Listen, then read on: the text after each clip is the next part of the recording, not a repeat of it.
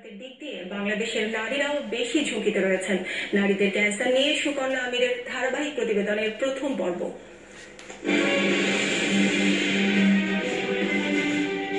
Cancer বা কর্কট রোগ অনিয়ন্ত্রিত কোষ বিভাজন সংক্রান্ত রোগগুলোর সমন্বয়ে যার সৃষ্টি। প্রাথমিক পর্যায়ে ক্যান্সার নির্ণয় করা না গেলে নিরাময় প্রায় অসম্ভব। সময়ের সাথে সাথে নারীদের মধ্যে এই রোগে আক্রান্তের হার বাড়ছে।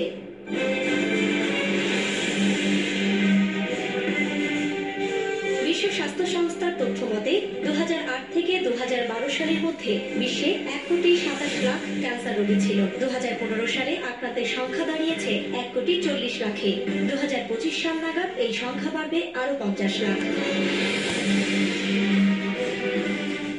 বাংলাদেশে বর্তমান ক্যান্সার রোগী রয়েছে 13 থেকে 15 লাখ। প্রতি বছর নতুন করে প্রায় 2 লাখ রোগী শনাক্ত হচ্ছে।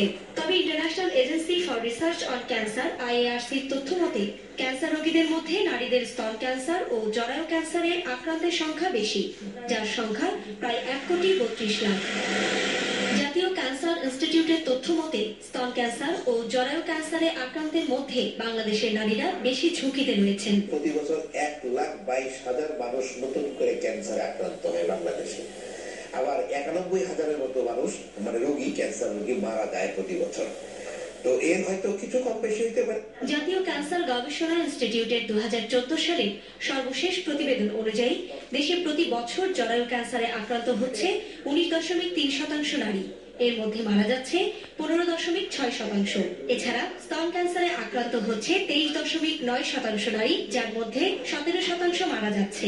শুধু নারীদের মধ্যে 1 নম্বরে স্তন ক্যান্সার বাংলাদেশের বেলায়, 2 নম্বরে জরায়ু মুখের ক্যান্সার, তারপর খাদ্যনালী, পিত্তথলি, এই সমস্ত রোগের উপর এরকম বাকি।